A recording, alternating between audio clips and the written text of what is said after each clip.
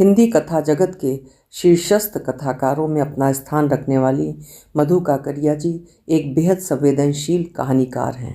उनकी कहानियाँ सुनते पढ़ते पाठक श्रोता गुम से हो जाते हैं। आज सुनिए उनकी लिखी कहानी चिड़िया ऐसे जीती है। कहानी उन खूबसूरत सुहाने दिनों की है जब साइबेरिया से आए सुंदर सलोने परिंदे हमारी धरती पर उतरते थे, प्रेम की झील में तैरते थे और स्वप्न भरी उड़ान भरा करते थे। उन्हीं खूबसूरत दिनों के चंद खूबसूरत लम्हों में वो कामयाब हो रहा था और उसे लग रहा था कि अब खुल गया है वो दरवाज़ा जिससे होकर वो स्वाद ले सकता है ज़िंदगी का, चूस सकता है अंगूर के गुच्छे की तरह उसकी अंतिम बूंद, और औरत नाम के उस अज्ञात दुर्गम प्रदेश की सैर भी कर सकता है जो सदैव से ही सम्मोहित करता रहा है उसे। और वारे न्यारे किस्मत के भी कि वो दरवाज़ा खुला भी। उन्हीं चंद लम्हों में जाने क्या तड़क गया, कौन सा आईना टूट गया कि खुले दरवाजे से न घुसकर वो पीछे की तरफ दौड़ गया, दौड़ता ही गया। ऐसा क्यों हुआ, क्यों कर हुआ? कहानी शायद उस क्यों की अभेद्य दीवार न भेद सके, क्योंकि इंसान को पूरी तरह पहचानने का दावा दुनिया का कोई भी कथाकार नहीं कर सकता है। पर यह कहानी है उसी क्यों की, उन्हीं चंद लम्हों की जिसमें उसने अपने को रूपांतरित होते देखा और देखा स्वयं को उस खुले दरवाजे से दूर दूर भागते हुए। और यदि आप दार्शनिक भाषा का प्रयोग करने की इजाज़त दें तो कहूँ अपनी मूल सत्ता में वापस लौटते हुए। कहानी की शुरुआत में एक नायक है अखिलेश और है एक नायिका आकांक्षा। कई वर्ष बीत चुके हैं उनकी शादी को, फिर भी वे निसंतान हैं। पर उन्हें कोई गम नहीं अपने निसंतान होने का, जैसा कि आम दंपति के साथ होता है, क्योंकि दोनों ही सही अर्थों में भाग्यवादी हैं और ये मानते हैं कि ज़िंदगी में सबको सब कुछ नहीं मिलता है। इसलिए जो नहीं मिला उसके लिए हाय तौबा मचाने से कहीं बेहतर है कि जो मिला उसी का जमकर आस्वाद लिया जाए। इसलिए संतान प्राप्ति के लिए पीर, मौला, पंडित, हकीम, संत, स्वामी या भविष्य वक्ता के चक्कर काटने के बजाय उन्होंने पृथ्वी के चक्कर काटने शुरू कर दिए।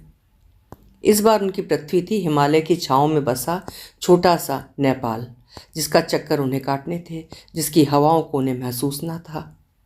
पर इतने हो हंगामे वाला देश नेपाल ही क्यों? चलो कोई खामोश हवाओं वाले देश जैसे बैंकॉक, जापान, मलेशिया या फिर सिंगापुर। अखिलेश ने कटोरी में रखे अंकुरित चनों को टूंगते हुए कहा। पिछले 5-6 दिनों से दोनों के बीच मीठी बहस छिड़ी हुई थी। पत्नी नेपाल की रट लगाई थी, पति मलेशिया सिंगापुर उड़ने का सपना देख रहे थे। आकांक्षा पति को अपनी बौद्धिकता से आतंकित नहीं करना चाहती थी। नेपाल घूमने का उसका एक खास मकसद भी था। एक घरेलू स्त्री होते हुए भी वो एक खाँटी घरेलू स्त्री नहीं थी। देश और दुनिया में जो हलचलें हो रही थीं उनसे वो वाकिफ़ भी थी। भ्रमण के साथ ही साथ यदि जिज्ञासाओं को भी खाद पानी मिल जाए तो क्या हर्ज की तर्ज पर वो चाहती थी नेपाल का नया चेहरा देखना। नेपाल में हुई नई नवेली जनक्रांति के बारे में उसे टीवी पर देखा और पत्रिकाओं में खूब पढ़ा भी था, और जाने क्यों उसे विश्वास होने लगा था कि एक बार यदि किसी विचार को रोक दिया जाए तो देर सवेर उसे फलते फूलते देरी नहीं लगती। खुद उसका जीवन भी इसी प्रकार के नए नवेले विचारों के रोपण की प्रयोग भूमि ही था। नेपाल ही क्यों? अखिलेश ने फिर पूछा। मुझे नेपाल की वाइल्ड लाइफ देखनी है, सिवाय अफ्रीका के वैसी वाइल्ड लाइफ कहीं नहीं। पत्नी ने अपने भीतर की जिज्ञासाओं की नई बनती दुनिया को पति से बचाकर ही रखा, क्योंकि अनुभव ने उसे बता दिया था कि यदि वो कहे कि वो क्रांति का चेहरा देखने नेपाल जाएगी तो कॉमरेड नुमा बॉयफ्रेंड चाहे रीत जाए उसकी बातों पर ये सनातनी पति, अच्छे भले पतियों को भी पत्नी की ये फितरत चिढ़ा देती है। वो इतनी बुद्धिमती है कि संभाल सकती है अपनी कई दुनियाओं को एक साथ। तो तय रहा फिर नेपाल? अखिलेश ने अपने दढ़ियल चेहरे को पोंछते हुए आखिरी बार यूं पूछा जैसे समर्पण कर रहा हो उसके आगे। रक्सौल, नेपाल और भारत की सीमा रेखा। जीवन को पूरी मस्ती के साथ जीते भोगते दोनों भारत और नेपाल की सीमा रेखा रक्सौल पर उतरे। पर उतरते ही जो देखा कि आत्मा बिंध गई आकांक्षा की।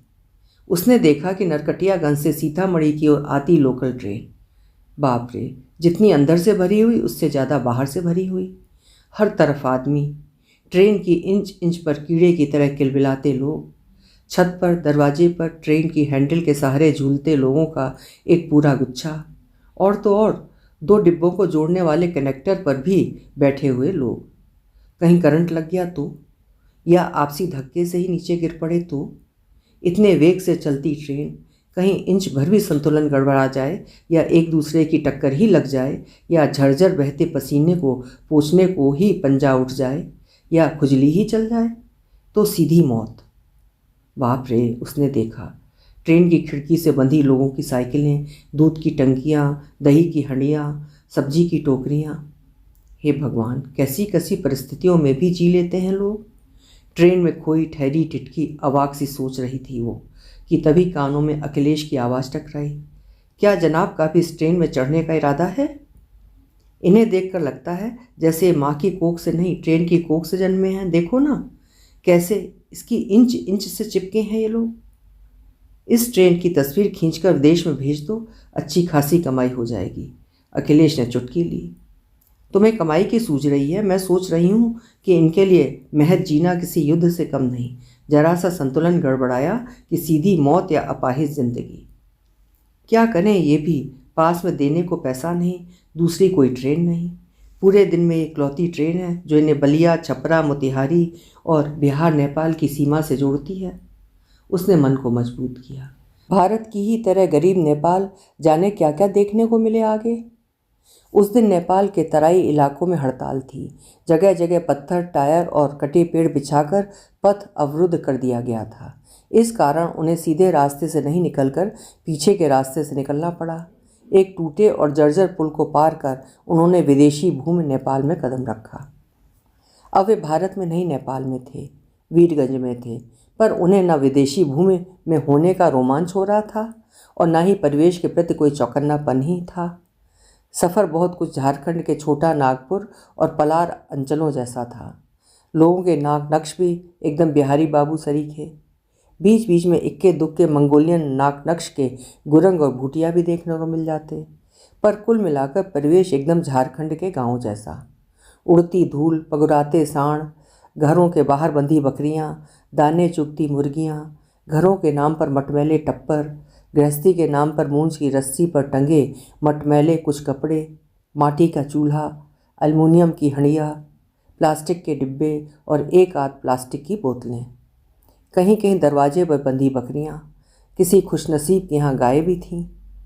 इंसान और जानवर साथ साथ, कहीं कहीं देवता भी। पृथ्वी की अनादि रात की तरह अंतहीन और स्याही के धब्बे सी फैली बस्तियाँ। उसके भीतर निराशा फैलने लगी। वो फड़फड़ाई, हे भगवान, यही है नेपाल, उसका स्वप्न देश, उसकी मन्नत की जन्नत। इसी के लिए इतना खर्च कर यहाँ आई। अखिलेश ने जैसे उसके मन को पढ़ लिया हो, सांत्वना देते हुए कहने लगा, ये तो तराई है, सुंदरता तो पहाड़ों पर बसती है। असली नेपाल तो वहीं मिलेगा, पहाड़ों पर। हाँ, इसी संभावनाओं को ठोक पीट कर एक मुकम्मल यात्रा का अंजाम देना है। हंसी उसके भीतर से फूटी। रफ्ता रफ्ता खुल रहा था नेपाल। आकांक्षा उन स्त्रियों में थी जो अपने वश के कुछ स्पेस को सारी दुनिया से बचाकर रखती हैं, जो न पति का होता है, न घर का, न राम का, न रहीम का, जो सिर्फ उसका अपना होता है। जब जब दुख या सुख के अतिरेक में होती है तो वो चुपचाप खिसक जाती है उस बचे हुए स्पेस में और तैरती रहती है दूर दूर तक भीतर के शांत समुद्र में और ढूंढती रहती है ज़िंदगी को, उसके अर्थ को। इन क्षणों में भी वो उड़ रही है उसी शांत समुद्र में। खुलकर छोड़ दिया था उसने अपनी कल्पनाओं को, विचारों को। सुनो, चलोगी माउंटेन फ्लाइट्स? बुद्धा एयरलाइंस आयोजित करती है ऐसी उड़ानें। वहाँ से हम बर्फ़ से ढकी हिमालय की चोटियों को, यहाँ तक कि एवरेस्ट को भी देख सकेंगे। वो चुप उजबक सी काठमांडू के तिब्बती स्टाइल में बने पुराने मंदिरों से निगाह हटा उसकी ओर ताकने लगी। अखिलेश झुंझला पड़ा। कहाँ खोई रहती हो? कब से पूछ रहा हूँ, चलना है माउंटेन फ्लाइट्स? वो भीतर से बाहर लौटी। क्या कहा? Mountain flights? क्या संभव है ऐसा? पर्वत श्रृंखलाओं के बीच चांदी सी चमकती एवरेस्ट को देखना, अदृश्य को महसूस करना। भावावेश में उसने अखिलेश को वहीं बाहों में भर लिया। हाँ हाँ, क्यों नहीं। कूदते फांदते एक दूसरे से वसंत उगाते हुए बुद्धा एयरलाइंस के ऑफिस की ओर बढ़ने लगे। उन्हें पता भी नहीं चला कब उनके इस जादुई हवा महल की हवाएं उड़ती हुई होटल के सूर्या नंबर 110 तक पहुंच गईं और ऑक्सीजन की कमी के मारे राम श्रेष्ठ की नींद उड़ गई। हाँ, आकांक्षा को एक आध बार ये जरूर लगा था कि उसकी बगल के ही कमरे में ठहरी एक जोड़ी लपलपाती आंखें जब तब कभी रिसेप्शन तो कभी डाइनिंग हॉल में पीछा करती रहती हैं उसका। करे पीछा, क्यों डरे वो मुहासों भरी नीग्रो खोपड़ी से। रूम नंबर 110 वाले की कड़े कड़े और खड़े बालों वाली खोपड़ी के चलते उसने मन ही मन उसे नीग्रो खोपड़ी नाम दे रखा था, जब तक उसकी गंजी खोपड़ी है उसके पास। अखिलेश के हल्के गंजेपन के चलते वो उसे प्यार से गंजी खोपड़ी कहती थी। बहरहाल 110 वाले के ख्याल से कबड्डी खेलते हुए उसने उसके ख्याल को अपने दिमाग की बाउंड्री लाइन से बाहर किया। उड़ान दूसरे दिन होने वाली थी, ठीक सुबह 8 बजे। पूरे 1.5 घंटे की उड़ान, हिमालय के समानांतर उड़ती हुई छोटी सी फ्लाइट। पूरे दिन वो आने वाली उड़ान के जादू में, हिमालय की बर्फीली सुंदरता के रोमांच में डूब जाना चाहती थी। पर अखिलेश बेताब था काठमांडू के ख्यात कुख्यात कैसिनो के अनुभव के लिए। मन मार उसे जाना पड़ा कैसिनो, पर डूब नहीं पाई वो वहाँ। बस तैरती रही ऊपर ही ऊपर, निभाती रही एक सैलानी का धर्म। कैसिनो की आधुनिकता, साज सज्जा, रईसी, तड़क भड़क, चकाचौंध करती रोशनियों, लगदग बैरों और करोड़ों रुपये से भरी स्वचालित मशीनों को देख जहां अखिलेश विस्मित विमुग्ध था, वहीं आकांक्षा के ख्यालों में एकाएक रक्सौल और वीरगंज के बीच फैला उजाड़ और इंच इंच लोगों से भरी ट्रेन कौंध गई। वो उदास हुई ये सोचकर, एक नेपाल में कई नेपाल, जैसे एक भारत में कई भारत। वो परेशान हुई, इस मायावी जुआघर ने उसके खुले आसमान पर पाबंदी लगा दी थी। बुरा सा मुंह बनाकर कहा उसने, क्या अद्भुत जुआघर है ये भी, कितना मायावी। ये एयर इंडिया की स्टाइल में सलाम करते लगदग बैरे भ्रम पैदा करते हैं आपको किसी उच्च समाज का हिस्सा होने का, पर उस भ्रम के आड़े आता है आपका आर्थिक बौनापन। तो लीजिए हाजिर है इस आर्थिक बौनेपन से उबरने के लिए सर्वनाशी मशीनें। सचमुच 21वीं शताब्दी का सबसे बड़ा कमाल कि यहाँ बुरा भी बुरा नहीं दिखता, अंधेरा भी जगमगाता दिखता है। हर रीढ़ को लचकदार बनाया है इस शताब्दी ने। देखो ना, तुम्हारे जैसा कर्मठ व्यक्ति भी कितना खुश है जुए में 1,500 जीतकर। तुम भी भूल गए कि यहाँ अर्जन परिश्रम, सामर्थ्य और पुरुषार्थ का नहीं, जुए और तिकड़म का हम बिस्तर है। पति ने फिर पुचकारा उसे, देखो जब मैं तुम्हारे साथ पौधों, परिंदों और जंगलों के बीच होता हूँ तो कैसे तुमसे घुल मिल जाता हूँ, तुम में बहने लगता हूँ। वैसे यहाँ मशीनों के बीच क्या तुम मेरी पसंद नहीं जी सकती, नहीं बह सकती मेरे भीतर। वो हंसी, मन ही मन कहा उसने, कुछ परिंदे ऐसे होते हैं जिनके सुर किसी से नहीं मिलते, पर तुम इसे नहीं समझोगे अखिलेश। अखिलेश दूसरी मशीन की ओर बढ़ा। इस बार फिर उसने खेला, पर इस बार 1500 रुपये हार गया। कैसिनो का जादू तड़क गया। अखिलेश ने हिसाब लगाया, 10 मिनट में कमाए 1000 रुपये और गंवाए 1500 रुपये। पर कैसिनो के दरवाजे पर आकर वो ठिठक गई, जैसे छिपकली गिर पड़ी हो उस पर। उसने 2 बातें एक साथ नोट की। उसके साथ वाले रूम नंबर 110 का निग्रो खोपड़ी उसी कैसिनो में उससे थोड़ा दूर हटकर खीसे निपोड़ रहा था। दूसरी बात ये थी कि कैसिनो के दरवाजे पर लिखा था, नेपाल के इस कैसिनो में नेपालियों को घुसने की इजाज़त नहीं। पर क्यों? जो अपना पसीना उलीच उलीच कर सींच रहे हैं इस देश को, उन्हीं को देश निकाला। उसकी हैरानी फड़फड़ाई। शायद इसलिए कि गरीबी, भाग्य और भगवान का मारा नेपाली कहीं अपनी तलब दुगनी करने के लालच में अपनी गाढ़ी पसीने की कमाई को यहाँ फूंक ना दे। अखिलेश ने कहा, नहीं, इसलिए कि कहीं विदेशी सैलानियों के वैभव और व्याभिचार की इस चादर में टाट का पैबंद न दिख जाए। विद्रूपता से उसके होंठ वक्र हुए। विचारों की फुनगियों पर वो फिर उछल कूद करने लगी। इसी जुए और शराब नहीं, शायद नेपाल को 240 वर्षों तक एक विचारहीन सामंती राजतंत्र में रहने दिया। लेकिन अब नया नेपाल सीख रहा है सोचना। उसे अच्छा लगा ये जानकर कि इस नए नेपाल में खुलेआम जहाँ तरह शराब पीने पर पाबंदी लगा दी गई है। उसने पढ़े दीवारों पर लिखे नारे, नया नेपाल को आधार शिक्षा, स्वास्थ्य, रोजगार, मौलिक अधिकार। आम इंसान में भी स्वप्न जगाने वाले हैं ये नारे। वो सुखी हुई नेपाल के सुख से। दूसरी सुबह, बुद्धा एयरलाइंस, माउंटेन फ्लाइट्स, अपरिमित और अद्भुत सौंदर्य, नज़रों के छोर तक, सृष्टि के अंत तक। विमान में उड़ते हुए सभी सैलानी देशी विदेशी सम्मोहित थे प्रकृति के इस अद्भुत करिश्मे पर जिसका नाम था हिमालय। बादलों के ऊपर तैरते हुए वो भी भाव विभोर थी। ये है असली नेपाल। कितना अच्छा किया उसने यहाँ आकर। सच, जिंदगी की रचना स्वयं करनी होती है। उसने नजरें घुमाईं। आजू बाजू सभी रोमांचित थे। पलक तक अपलक थी। कहीं चांदी से ढकी पर्वत श्रेणियाँ और नीचे आसमान में बहते रहने के मौजी पलों का एहसास पल भर के लिए भी छिटक ना जाए। अचानक उसके जहन में टिमटिमाया नील आर्मस्ट्रॉन्ग, जिसने चंद्रमा पर खड़े होकर जब नीचे ताका तो उसके मुंह से निकला, हाय मेरी धरती। उसने ये नहीं कहा हाय मेरा देश, मेरा अमेरिका। ऊंचाइयां सारी क्षुद्रताओं को मिटा देती है, उसने आदतन फिर सोचा। एकाएक विमान की गति थोड़ी धीमी हुई। बादलों के ऊपर तैरते हुए अब वो एवरेस्ट के एकदम पड़ोस में थी। उसकी ज़बरदस्त इच्छा हुई कि वो विंडो सीट के छोटे से शीशे को तोड़ दे और खुली आंखों से देखे ये अद्भुत नज़ारे। हठात उसने महसूसा उसके भीतर कंपन था, जिस्म के पोर पोर में उतरती इस अलौकिक सुंदरता का कंपन, इस अपरिमित सौंदर्य को सह न पाने का कंपन। काश इस सुंदरता को बरकरार रख पाने में वो भी दे पाती अपना योगदान, पर कैसे?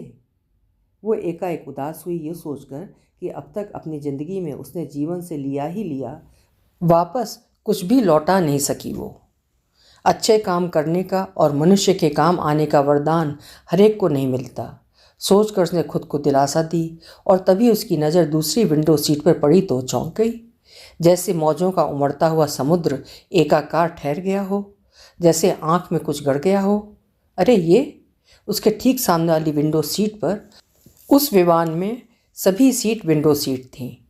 वो बैठा था, वही रूम नंबर 110 का निग्रो खोपड़ी, जो अपनी सीट पर चौथाई कमर टिकाए ऊंट की तरह उचक उचक कर बजाय चांदी के शिखरों को देखने के उसे ही दीदे फाड़ फाड़ कर ताके जा रहा था। वे लम्हे इतने भरपूर, उदात्त और जीवन का जादू जगाने वाले थे कि उसने उन क्षणों उसके प्रति उठने वाली सारी दुर्भावनाओं, शंकाओं और आशंकाओं को भी देश निकाला दे डाला। उन क्षणों उसकी चेतना के कण कण में सारी इंद्रियों में सौंदर्य भरा था, सिर्फ सौंदर्य। नीचे उतर कर भी नीचे नहीं उतरी वो, ऊपर ही ऊपर उड़ती रही। जाने कितनी देर तक समय के पार ले जाने वाले उन्हीं लम्हों को जीती रही जिन्होंने उसे नीचे आर्मस्ट्रॉन्ग की याद दिला उसकी चेतना को विश्व चेतना का विस्तार दिया। उसने उन मनमौजी पलों को हृदय के तहखाने में भर लेना चाहा, जिससे सूखे दिनों में फिर लौट सके वो वहाँ। अब अगला पड़ाव किधर? क्या? पंख फैला उड़ान भरती उसकी कल्पना को झटका सा लगा। वो झुंझलाई, भीतर से बाहर को हुई। अखिलेश पूछ रहा था उससे, अब कहाँ जाना है? कहीं भी। अनमना सा जवाब, जो अभी अभी अनुभव किया था उसी में जीना चाहती थी वो अभी आने वाले कुछ घंटे। पर सैलानियों को एक ही जगह रहने की इजाज़त नहीं, घूमते रहना होता है उन्हें, दुनिया की सारी सुंदरता को जल्द से जल्द निगल जाने के लिए। पशुपतिनाथ मंदिर और बुद्ध अभिदेवा पार्क होते हुए जब वे होटल पहुँचे तो दिन ढल चुका था। रात सन्नाटा उड़ने लगी थी। रिमझिम बारिश शुरू हो चुकी थी। होटल में घुसते उसे निराशा हुई। लोड शेडिंग थी। उफ, इतना सुंदर नेपाल, पर बिजली रहती है मुश्किल से 5-6 घंटे, और इन 5-6 घंटों में भी वोल्टेज इतना कम कि बत्ती नहीं, बस उम्मीद की लौ ही जलती रहती है। चाय मंगवाऊँ? उसने पूछा अखिलेश से। अखिलेश, जो कमरे में घुसते ही पलंग पर जूतों सहित कटी डाल सा औंधा पड़ गया था। नहीं, चाय नहीं, अच्छा नहीं लग रहा है, उल्टी उल्टी लग रही है। चाहो तो थोड़ा नींबू का शरबत दे दो, शायद कैंटीन में मिल जाएगा नींबू, लगभग करहाते हुए कहा अखिलेश ने। क्या? वो चिंतित हुई। उसने देखा अखिलेश का चेहरा पिछले चंद लम्हों में ही सुस्त पड़ गया था। एकाएक वो बहुत थका हुआ दिख रहा था। आंखें भी चढ़ी चढ़ी सी लग रही थीं। उसका माथा ठनका। अभी तक तो अच्छा भला था, ये एकाएक क्या हुआ उसे? क्यों लटक गया चेहरा? बाहर बारिश एकाएक बढ़ गई थी। उसने उसके जूते मोजे उतारे और इंटरकॉम से बैरे को इमरजेंसी लाइट और नींबू चीनी का पानी लाने को कहा। और तभी उसने देखा अखिलेश तेजी से बाथरूम की ओर मुड़ा। एक जोरदार उल्टी की अखिलेश ने और सिर पकड़कर वहीं बैठ गया। बड़ी मुश्किल से बैरे की सहायता से उसने अखिलेश को वापस पलंग पर लिटाया और उसके कपड़े बदलने ही लगी कि अखिलेश ने फिर एक उल्टी की। कहीं फूड पॉइजनिंग तो नहीं हो गई? उसने होटल मैनेजर को फ़ोन करके पूछा, क्या कोई डॉक्टर आ सकता है? हाँ, अभी तुरंत, अखिलेश को देखने। बारिश थमने का इंतज़ार करें, ठंडा ठंडा जवाब आया। बारिश थमने तक? क्या ठिकाना बारिश का? वो फनफनाई। एक नज़र उसने फर्श पर पड़ी उल्टी पर डाली। जाने क्यों उसे लगा कि अखिलेश की उल्टी में खून के रेशे हैं। हे भगवान! उसकी आंखों के आगे अंधेरा छा गया। डर उसके सीने पर चढ़ उसकी गर्दन दबोचने लगा। परदेश, रात का समय, शहर से इतनी दूर होटल, बारिश, उल्टी, खून के रेशे और अखिलेश का यूं औंधे पड़ जाना। क्या किसी अनिष्ट की आशंका है? उसका अंश अंश कांपा, मन पंखुड़ी पंखुड़ी बिखरा। उसने फिर होटल मैनेजर को फ़ोन लगाना चाहा तो मोबाइल ही नहीं चला उससे। हे भगवान! क्या ये घबराहट की चरम अवस्था है? उसने आंखें मूंद लीं। हे भगवान, रक्षा कर। फिर बैरे से कहा मैनेजर को फ़ोन लगाने के लिए। बैरे ने बताया कि मैनेजर घर के लिए निकल गया है। उसने फिर अखिलेश को हिलाया, ज़ोर ज़ोर से पुकारा, अखिलेश, अखिलेश! क्या बेहोश हो गया अखिलेश? जैसे बम फूट गया हो। अखिलेश का मुंह ऐंठ रहा था, होंठों से झाग निकल रहा था। उसने पानी के कुछ छींटे उसके मुंह पर डाले तो मुंह से विचित्र सी आवाज़ें निकलने लगीं। वो बहुत डर गई। क्या करे, कहाँ जाए, किससे मांगे सहायता? आसपास प्रायः सभी कमरे बंद थे। सभी टूरिस्ट काठमांडू के आगे पोखरा के लिए निकल चुके थे। एकाएक उसे ख्याल आया, नीग्रो खोपड़ी अपने कमरे में है। वो दौड़ी रूम नंबर 110 की तरफ। उसने बेतहाशा दरवाज़ा पीटना शुरू किया। थोड़ी देर में दरवाज़ा खुला तो वो भौचक। वो नीग्रो खोपड़ी सफ़ेद खोपड़ी कैसे हो गई? Oh no! बजाय रूम नंबर 110 के रूम नंबर 108 को ही वो पीटने लगी थी। रूम नंबर 108 वाले की झुंझलाहट मिर्ची के से तीखेपन में प्रकट हुई। तल्ख शब्दों में कहा उसने, कॉलिंग बेल बजाइए ना, दरवाज़ा पीटने से क्या भीतर वाला जल्दी निकल आएगा? अरे हाँ, उसने कॉलिंग बेल बजाई। Peacock, peacock. कॉलिंग बेल ने चिड़िया की सी आवाज़ निकाली। उफ, ये ज़िंदगी भी क्या क्या दिन दिखलाती है। आज उसे उसी के पास दया की, मदद की गुहार लगानी पड़ रही है जो उस पर कामुक नज़र गड़ाए हुए है। पर यह समय यह सब सोचने का नहीं। जैसे भी हो अखिलेश को बचाना है मुझे। पर यह दरवाज़ा क्यों नहीं खुल रहा? एक एक पल एक युग सा बीत रहा था। फिर बजाई बेल उसने। पायजामा और बनियान पहने, टेढ़ी मेढ़ी गांठ वाले लट्ठे से दिखते अधेड़ रामश्रेष्ठ ने दरवाज़ा खोला और खोलते उसकी आंखें हवा में टंग गईं। अविश्वसनीय गुलाबी मादक नशा उस पर छाने लगा कि आकांक्षा फूट पड़ी। मेरे पति बेहोश पड़े हैं, उन्हें उल्टी में खून के रेशे हैं, होटल मैनेजर है नहीं, इतनी घनघोर बारिश में मैं इन्हें कहाँ ले जाऊँ, कैसे ले जाऊँ? भगवान के लिए मेरे पति को बचा लीजिए। रामश्रेष्ठ जैसे ऐसे किसी संयोग की तलाश में था जिससे अपनी उदारता और बहादुरी का सिक्का उस पर जमा सके। इसलिए आंखों ही आंखों से कुदरत की उस कारीगरी का स्वाद लेते हुए झट से बोल पड़ा, घबराइए मत, भगवान सब ठीक करेगा, है ना? और वो तुरंत स्लो मोशन से फास्ट एक्शन में आ गया। अटपटे ढंग से वो तेजी से पीछे मुड़ा, फिर वापस आया। हैंगर पर टंगी टी शर्ट अपने पर डाली, टेबल पर रखे पर्स को जेब के हवाले किया और मोबाइल से कुछ नंबर मिलाने लगा। पहला नंबर उसने कॉल टैक्सी का मिलाया और फिर उसने अपने किसी नेपाली मित्र को फ़ोन कर नर्सिंग होम का ठिकाना नोट किया। 20 मिनट बाद टैक्सी आई। तब तक भी अखिलेश को होश नहीं आया था। बीच बीच में कुछ अस्फुट सी आवाज़ उसके खुले मुंह से लगातार निकल रही थी। किसी प्रकार 2 बैरों की सहायता से अखिलेश को नीचे उतार टैक्सी में लिटाया गया। जैसे ही टैक्सी चली, राम श्रेष्ठ सांत्वना देने लगा आकांक्षा को। देखिए, आप चिंता ना करें, सब ठीक हो जाएगा। अच्छे नर्सिंग होम का भी पता मैंने लगा लिया है ना? मेरे सोर्स काफ़ी तगड़े हैं। ऐसा करते हैं, एक बार इन्हें पास के ही हॉस्पिटल में ले चलते हैं इमरजेंसी ट्रीटमेंट के लिए, है ना? जड़ निश्चेष्ट और संज्ञा शून्य आकांक्षा आशंका की नोट पर टंगी बिना दुपट्टा और चप्पल पहने ही यंत्रवत टैक्सी में बैठ गई और चुपचाप सुनती रही रामश्रेष्ठ को। अखिलेश को सेती ब्रेन हेमरेज का अटैक था। होटल सूर्या के एकदम नज़दीक वाले नर्सिंग होम में अल्ट्रासाउंड और सीटी स्कैन की मशीनें नहीं थीं। इस कारण रेजिडेंट डॉक्टर ने सलाह दी कि इन्हें अविलंब काठमांडू के सबसे भरोसेमंद नर्सिंग होम ड्रीमलैंड ले जाएं, जो वहाँ से करीब 10 किलोमीटर की दूरी पर था। रामश्रेष्ठ ने ताका आकांक्षा की ओर। उसके होंठ बुदबुदा रहे थे। जाने किन किन देवी देवताओं की गुहार में लीन, किन किन प्रार्थनाओं में डूब उतरा रही थी वो।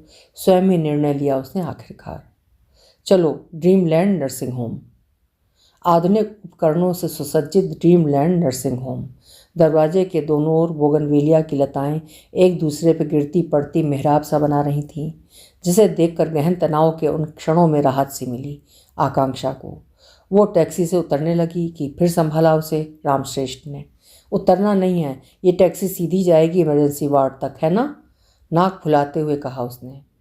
प्रारंभिक चेकिंग के बाद अखिलेश को आईसीयू में भर्ती कर लिया गया। आधा घंटे बाद डॉक्टर प्रदीप घिमानी ने मुस्कान बिखेरते हुए दिलासा दी। चिंता की कोई बात नहीं है, हालात नियंत्रण में है, पेशेंट खतरे से बाहर है। यदि थोड़ी और देर हो जाती तो केस खराब हो सकता था। कल दोपहर को सर्जरी करनी पड़ सकती है। ठीक है, हम दोनों नीचे रिसेप्शन में इंतज़ार करते हैं। कोई आवश्यकता हो तो हमें बुला लीजिएगा, है ना? संतुष्ट होते हुए कहा रामश्रेष्ठ ने। डॉक्टर घिमानी के माथे पर 3 सिलवटें उभरी। रात में पेशेंट को संभालें कि पार्टी को? मुलायम मुलायम शब्दों में कहा उन्होंने। देखिए, कोई फ़ायदा नहीं है। मैं एडवाइज़ करूंगा कि आप आज रात होटल जाकर आराम कीजिए। दिन भर की भागदौड़ से पहले ही आप दोनों बेहद थके हुए दिखते हैं। कल संभव है इनका ऑपरेशन भी करना पड़े। अच्छा होगा आज रात आप दोनों आराम कर लें, जिससे कल आप लोग पूरी ताकत और ऊर्जा के साथ मरीज की देखभाल कर सकें। यूँ भी हम आपको पेशेंट से सुबह 9 बजे के पहले मिलने नहीं ही देंगे। न्यूरोलॉजिस्ट डॉक्टर प्रदीप घिमानी ने आकांक्षा के डर और परेशानी से पीले पड़े चेहरे को करुणा से देखते हुए कहा। ठीक है, जैसी आपकी सलाह, है ना? और वे होटल की तरफ लौटती यात्रा। पिछले 7-8 घंटों में पहली बार राहत की सांस ली आकांक्षा ने। डॉक्टरों ने कह दिया उन्हें होश आ गया है, हालत नियंत्रण में है। यही क्या कम राहत की बात है उसके लिए? उफ, कितनी तोड़फोड़ हुई इन 8 घंटों में, कितनी लहूलुहान हुई है वो। जिंदगी भी क्या क्या दिखाती है। कौन सोच सकता था कि उसे उसी लंपट का दरवाज़ा खटखटाना पड़ेगा जिसकी आंखों में उमड़ते वासना के ज्वार को खुद देख चुकी थी वो अपनी आंखों से। खैर, जो भी हो, शुक्रगुजार है वो उसकी। जान बचाई है उसने उसके पति की। उसने कन्खियों से देखा, ऊँग रहा था वो टैक्सी में। एकाएक उसके पाँवों में कुछ गड़ा। वो चौंकी जैसे करंट लग गया हो। हे भगवान, वो बिना चप्पल के थी। और तभी वो चिहुक गई। चप्पल ही नहीं, वो बिना दुपट्टे के भी थी। ताज्जुब। घर में खाना बनाते वक्त तक वो जब कभी दुपट्टे को खूंटी पर टांग देती है तो इन कुछ एक मिनटों में ही वो असहज हो जाती है, पर आज इतने घंटे गुजर गए और उसे एहसास तक नहीं हुआ कि वो बिना दुपट्टे के है। क्या विपत्ति इतनी बड़ी थी कि वो अपने स्त्री होने के एहसास से भी ऊपर उठ गई थी, या कि ये परिवेश और संस्कार ही हैं जो स्त्री को सदैव ये याद दिलाते हैं कि वो स्त्री है। अपनी आदत के मुताबिक सामान्य होते ही वो फिर विचारों के सैलाब में बहने लगी। इस बीच ड्राइवर ने पूछा, दायां कि बायां? उसने नीग्रो खोपड़ी को हल्के से हिलाया। वो जाग गया। सीधा पोखरिया मंदिर तक, एकदम सीधा। वो थोड़ा सा करीब खिसका। साए साए बोलता सन्नाटा, सरपीली सड़कें, गहराती रात और डरावना अंधेरा। पहली बार एहसास हुआ उसे रोशनी कितनी राहत देती है। सारे अपराध रात के अंधेरे में ही उठाते हैं सिर। उनीदा शहर और 2-2 मर्दों के बीच अकेली वो। सामंती और मर्दवादी संस्कारों में पला बढ़ा शराबियों का देश नेपाल। ड्राइवर शायद उन दोनों को पति पत्नी समझ रहा था। समझे, कम से कम सुरक्षित तो है वो। यदि खुदा न खास्ता वो नीग्रो खोपड़ी और ड्राइवर मिल जाएं तो खुदा रहम करे। जाने कहाँ पढ़ा था उसने कि दिल्ली की सड़कों पर आधी रात में गुजरती अकेली लड़की का सामूहिक बलात्कार और फिर हत्या। यदि उसे कुछ हो गया तो कौन संभालेगा अखिलेश को? सहमी चिड़िया सी सिकुड़ी वो। फिर भी उसके पोर पोर में सुरसुरी हुई। काले दुपट्टे सा फैला अंधकार चहुं ओर। उसका सर्वांग कांपा कि तभी उसने देखा कि वो उसके और थोड़ा करीब खिसका। आ गया असली रूप में। वो घबराई। ये होटल क्यों नहीं आ रहा है? पहाड़ सा गुजरता एक एक पल। डर और आवेग पर काबू पाने के लिए उसने मुट्ठियां भींची। अपने को समझाया सब ठीक होगा। अपनी उंगलियां चटकाईं, चट चट। उसे याद आया उसे नीग्रो खोपड़ी को रुपए भी देने हैं। कितने होंगे? नहीं तो भी भारतीय करेंसी के हिसाब से 15-16 हज़ार तो होंगे ही। कौन जाने उससे ज़्यादा भी हो सकते हैं। क्या पूछा जाए? नहीं, अभी नहीं। ड्राइवर को शक हो जाएगा कि दोनों पति पत्नी नहीं हैं। सन्नाटा इतना सघन था कि अपने सांस लेने की आवाज़ भी सुनाई दे रही थी उसे। दूर कहीं कोई कुत्ता भौंका। अच्छा लगा उसे। ये जानलेवा सन्नाटा तो टूटा। इस बीच रामश्रेष्ठ थोड़ा और खिसका। मादक एकांत, जादुई अंधेरा और एक सुंदरी का सामीप्य सुख। वो इतना उत्तेजित, रोमांचित और अस्थिर हो गया कि अपने आवेगों को थामे रखना मुश्किल हो गया उसके लिए। माटी से फूटते कोपल की तरह वो बेताब था फूटने को, कुछ करने को। अटपटे ढंग से उसने उसके कंधों पर हाथ रखा और न देखते हुए उसे देखने लगा। कंधे पर हल्का सा दबाव और बढ़ाया और लटपटाते शब्दों में कहने लगा, चिंता मत करो, सब ठीक होगा। उससे भी जब जी न भरा तो थोड़ा और खिसका और उसकी ठंडी स्पंदनहीन निर्जीव हथेलियों को अपनी चौड़ी चकली हथेलियों में चापते हुए कहने लगा, मैं हूं ना, मैं हूं ना। आकांक्षा के सीने पर हथौड़े की तरह पड़ा। उसके मुंह का जायका बिगड़ा। ओफ, ये ठुक ठुक इंतजार और इस नीग्रो खोपड़ी का लिजलिजा अपनापन। जानती हूँ क्यों कर रहा है ये सब। उसकी वितृष्णा, आशंका, असहजता और तनाव खतरे के निशान छूने लगे। अच्छी खासी ठंड के बावजूद उसने टैक्सी के शीशे ऊपर उठा दिए और खिड़की से बाहर सिर निकालकर अपने को टैक्सी की भीतरी दुनिया से असंप्रक्त किया। कुछ पल बीते कि वो फिर अधीर और तनावग्रस्त हो गई। ओफ, ये होटल क्यों नहीं आ रहा? कहीं ड्राइवर और ये निग्रो खोपड़ी तो नहीं मिल गए? ओफ, एक जान 50 जंजाल। एकाएक उस पर आत्मदया का ऐसा दौरा पड़ा कि उसकी आंखें भर आईं। तभी उसे नीम अंधेरे में दूर से टिमटिमाता बत्तियों का हल्का सा गुच्छा दिखा। आ गया होटल। वो यूं आश्वस्त हुई जैसे रेगिस्तान में नदी दिख गई हो। Room number 110, Ramshreshth. भाग दौड़, व्यस्तता और अवसर की कमी के चलते वासना की जो लहर कुछ दब सी गई थी, गहराती रात के जादुई एकांत में वही लहर दूने वेग से उफान मारने लगी है। भीतर वासना जाग गई, नसें खिंचने लगीं। इसलिए सो नहीं पा रहा है वो, लड़ रहा है वो काम जनित उस तीव्र उत्तेजना से, अपनी समूची आदिम शक्ति से, पर पछाड़ नहीं पा रहा है वो उसे। आंखें मूंदता है तो आंखों के आगे नाचने लगती हैं खजुराहो की मूर्तियाँ, और देखते देखते वे मूर्तियाँ तब्दील हो जाती हैं कुछ टुकड़े टुकड़े दृश्यों में। ये टुकड़े टुकड़े दृश्य हैं आकांक्षा के, वही उदास, वही चिंतनशील, कहीं सपने जगाती, कहीं ऊपर उठाती, कहीं नीचे गिराती, कहीं साधारण, कहीं असाधारण। लहरें उठ रही हैं रह रहकर। एक ख्याल आ रहा है, एक जा रहा है, बस कुछ कदमों की दूरी। एक हल्का सा धक्का और दुनिया की सर्वश्रेष्ठ सुंदरी, एक खरगोश लड़की उसकी बाहों में। बस ज़रूरत है थोड़ी हिम्मत की, थोड़ी मर्दानगी की। आधी रात के समुद्र की तरह युवती का उठता गिरता वक्ष उसकी आंखों के आगे हिलोरे ले रहा है, उसे बेकाबू कर रहा है। उफ, असीम संभावनाओं वाली एक रात ढलती जा रही है और नामर्द सा बैठा है वो। यदि आज इस बेशकीमती खजाने को नहीं लपक सका वो, तो कल दुनिया खत्म हो जाएगी। और यदि दुनिया बच भी गई तो दुनिया से सारी औरतें और सारा सेक्स गायब हो जाएगा।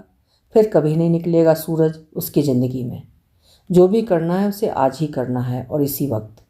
देखा भी क्या है अभी तक की ज़िंदगी में? जवान लम्हों के नाम पर खाली घंटा। दे धक्का वो उसके दरवाजे पर कहेगा क्या वो? कहने की ज़रूरत ही नहीं पड़ेगी, युवती समझदार है, खुद ही समझ जाएगी। Rewind rewind. टैक्सी में जब उसने उसकी हथेलियों को अपनी हथेलियों में चाप लिया था तो कहाँ छुड़ाई थी उसने अपनी हथेलियाँ? यूँ भी इस समय वो चिल्ला चिल्ली नहीं करेगी क्योंकि उसे ज़रूरत है मेरी। होटल के कमरे की वो सितारों भरी रात बेताब थी उसे उड़ाने को। कतरा कतरा हिम्मत बटोरने के लिए वो पैक बनाने लगा कि तभी बजी कॉलिंग बेल। पिक पॉक, पिक पॉक।